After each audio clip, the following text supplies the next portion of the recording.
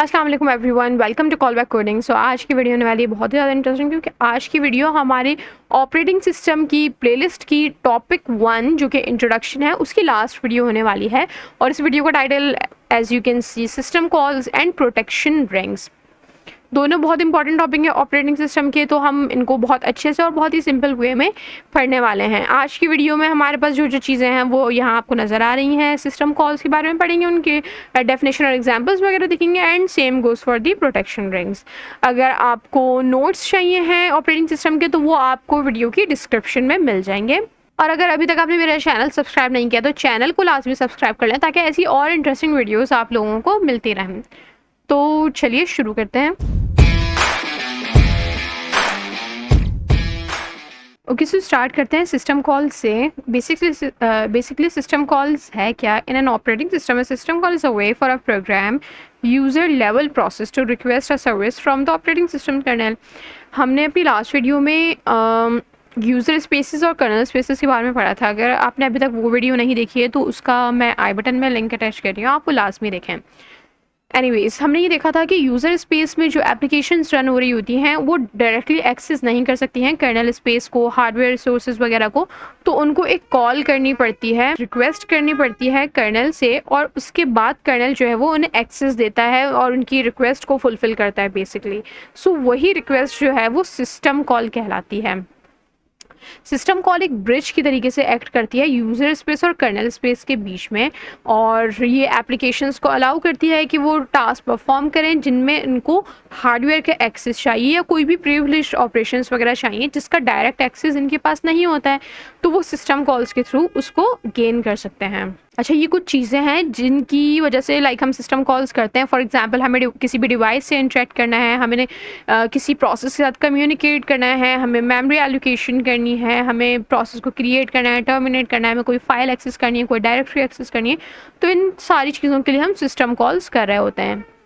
System calls की कुछ examples हैं। फॉर एग्जांपल, रीड राइट जो है वो हमारे पास फाइल इनपुट आउटपुट के लिए यूज़ होता है। फाइल को रीड करना, फाइल में राइट करना। हमारे पास जो हमारी एप्लीकेशन उसके पास डायरेक्ट एक्सेस नहीं होगा, किसी भी फाइल को एक्सेस करो और उसमें कुछ भी लिखना शुरू करते हैं, तो ये हमारे पास सिस्टम कॉल्स हैं जो हम करते हैं और ये एक्सेस हम गेन करते हैं।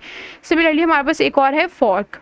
फॉर्क हमारे पास क्या करता है, ये एक न्यू प्रोसेस को क्रिएट करता है। कोई न्यू प्रोग्राम रन करना हो तो ये एग्जीक्यूट हमारे पास एग्जिट करके होता है, ये कॉल हम करते हैं। देन हमारे पास वेट होता है, to wait for a child process to finish. अगर हमारे पास चाइल्ड प्रोसेस है किसी पेरेंट प्रोसेस का, तो हम वेट करते हैं कि चाइल्ड प्रोसेस जो है वो फिनिश हो जाए। और एग्जिट जो है वो किसी प्रोसेस को एंड करने के लिए यूज़ होता है। तो बेसिकली ये कुछ हमारे पास एग्जाम्पल्स हैं सिस्टम कॉल्स की। अब हम बात कर लेते हैं भाई सिस्टम कॉल्स वर्क कैसे करती हैं, इनका क्या फ्लो होता है। सो बेसिकली होता क्या है कि यूज़र प्रोग्राम जो है वो, फॉर एग्जांपल कि हमारा जो प्रोग्राम है उसने प्रिंट एफ कॉल किया। प्रिंट एफ हम प्रिंट करने के लिए यूज़ करते हैं सी लैंग्वेज में, आपको पता होगा। तो फॉर एग्जांपल हमारे यूज़र प्रोग्राम है उसने प्रिंट एफ कॉल किया है अपने एंड से, हमें कोई चीज़ प्रिंट करवानी है, कहीं पे कोई आउटपुट हमें देखना है। अब क्या होगा कि इस फंक्शन ने जो है वो एक सिस्टम कॉल की है, राइट की। बेसिकली हम राइट कर रहे हैं कहीं, तो वो राइट की सिस्टम कॉल हमारे पास से गई है। Control switches from user mode to kernel mode.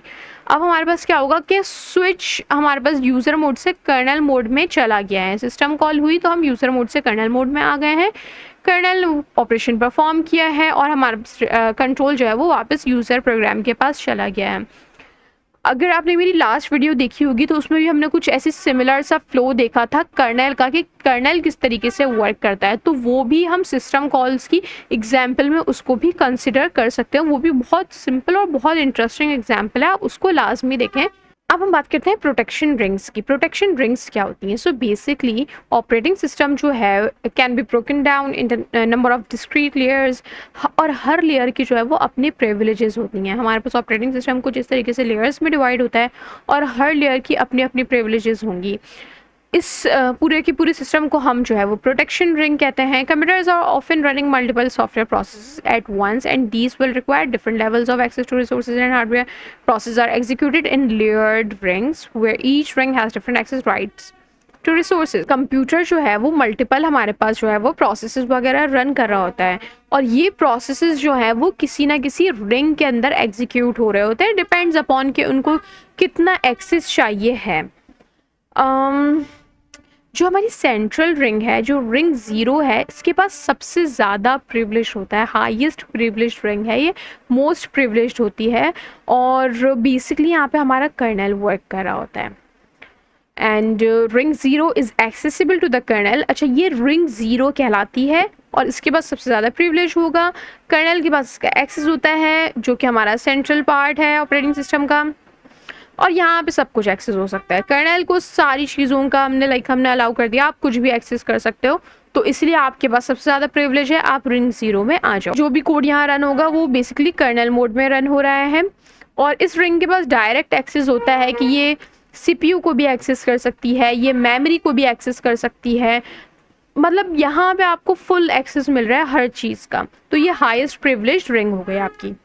अब हम बात करते हैं नेक्स्ट रिंग की, दैट इज़ रिंग 3। सबसे कम प्रिविलेज्ड होगा इसके पास, सबसे कम एक्सेस होंगे इसके पास। यहाँ पे क्या रन होता है, यूज़र की जो भी प्रोसेस है, यूज़र एप्लीकेशंस है, वो यहाँ पे रन हो रही होती हैं। इस रिंग के पास कोई भी डायरेक्ट एक्सेस नहीं होता CPU और मेमोरी का, और इसको कोई भी एक्सेस, कोई भी रिसोर्सेज अगर चाहिए भी है तो उसके लिए इसको सिस्टम कॉल करनी पड़ती है रिंग 0 को। अब हम बात कर लेते हैं रिंग 1 और रिंग 2 की। तो इनके पास कुछ स्पेशल प्रिविलेजेस होते हैं जो कि रिंग 3 के पास नहीं थे, क्योंकि ये तो बिल्कुल ही लीस्ट प्रिविलेज थी। रिंग 1 जो है वो यूज़ होती है to interact with and control hardware connected to your computer.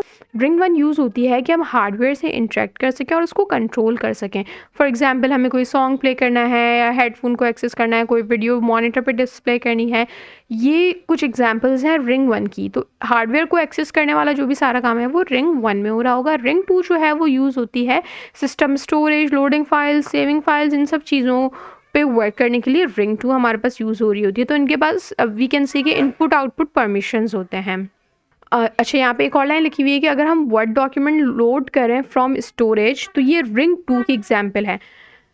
ठीक हो गया। अगर हम उसको व्यू कर रहे हैं और एडिट कर रहे हैं तो वो रिंग 3 में हमारे पास आ जाएगा, क्योंकि वो यूज़र एप्लीकेशन के अंदर चला गया, एप्लीकेशन लेयर में चला गया। Okay guys, so that was it for the video. If you guys have any query, ask me in the comment section, and don't forget to like, share and subscribe to my channel Callback Coding. So see you in the next video. Thank you.